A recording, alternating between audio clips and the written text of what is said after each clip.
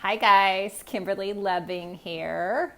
I am the founder of My Gut Health Coach. I'm a certified health coach. I help people banish bloat, balance gut, and regain their energy. And I wanted to do a live about is your gut healing diet actually harming you? This is something that is a hot topic. I have people ask me about certain things, or I see certain things in my coaching, but this is also a personal experience for me. And what I mean, but this really may surprise you because you think gut healing, you're doing your body some good, right? I was actually reading a article earlier today that talked about it and just triggered.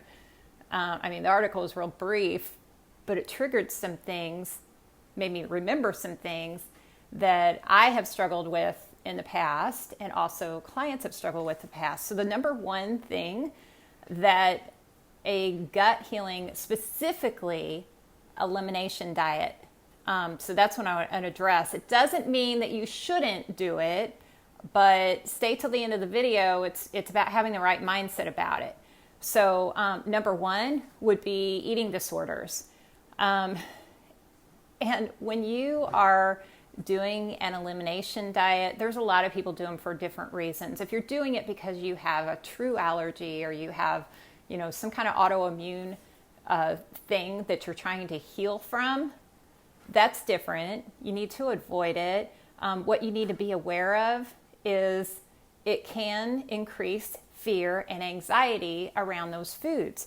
I know this personally because when I got around gluten used to give me seizures.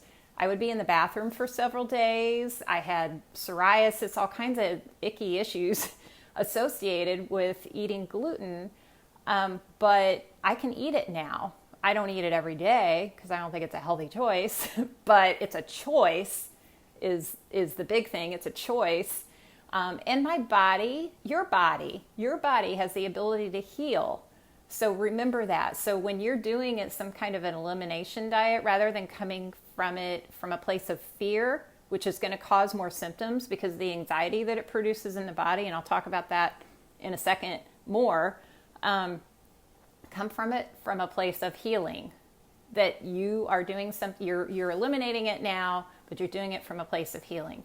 Okay, so number two, and this is what I wanted to talk about, is because of that, you can actually misdiagnose a food intolerance because of the symptoms that the anxiety creates. And if you think about it, that may sound wacky, but I want to make a whole lot of sense. When you have anxiety, let's say you're getting ready to speak in front of, 2,000 people. Would you get flutters in your stomach about that? Did you feel that? I did, actually, even saying it, but the anxiety affects the gut. So if you have anxiety around a food, now I'm not saying this is 100% of the time. A lot of times it is a true allergy or a true symptom, but it can be magnified by the anxiety that's associated with it. So you could be, we'll say, I have bananas next to me. Say you have a food intolerance, or you think you do, about bananas, and you're like scared to death of eating bananas. Well, don't you think that anxiety from that is going to upset your stomach? And, anxiety causes a lot of things. It causes sleep disruptions and all kinds of things. So you could associate that your food sensitivity is bananas, but it's actually the anxiety around the bananas. So keep that in mind. Third thing is nutrient deficiencies.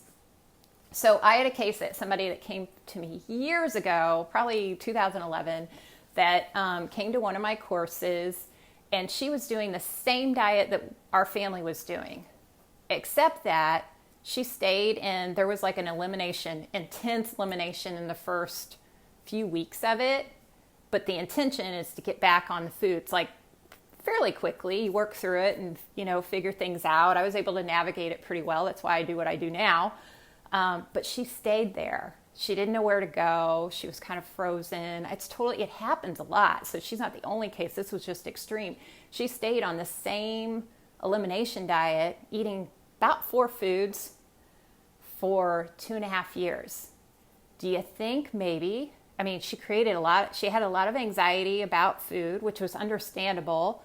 It seemed that all food she reacted to, but she also created an extreme amount of deficiencies. Your body needs nutrients, so different ones from different places. So it's never good to stay on, there's so many different ones out there, FODMAP and I think paleo, the autoimmune paleo, GAPS, SCD. I mean, there's so many different ones out there. They are meant to be temporary, not permanent.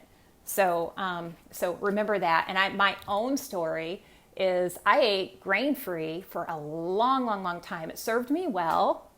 I limited fruit, served me very well, healed a lot of stuff with it. That's what I did with the kids. And, fast forward to just a little while ago, I took a test, a mapping, like epigenetic test, and found out with my report that I was deficient in vitamin C, because I was also limiting fruits, and I was also deficient in a lot of minerals. I was taking mineral supplements too, by the way, deficient in a lot of minerals, and it was, what showed up for me to eat was more grains. So now I eat more grains. I've healed though, so I can.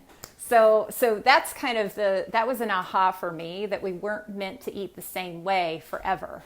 Your body changes, the seasons change, what your body needs change, hormones, there's so many different factors. So keep that in mind.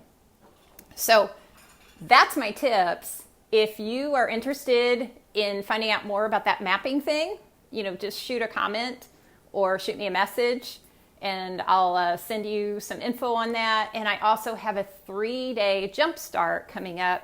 It's a gut heal, or Get Gutsy is the name of it. Coming up next week, totally free. Just shoot me a message, tell me which you're interested in, and I will send you the info on it. That's it. I hope you guys have an awesome day.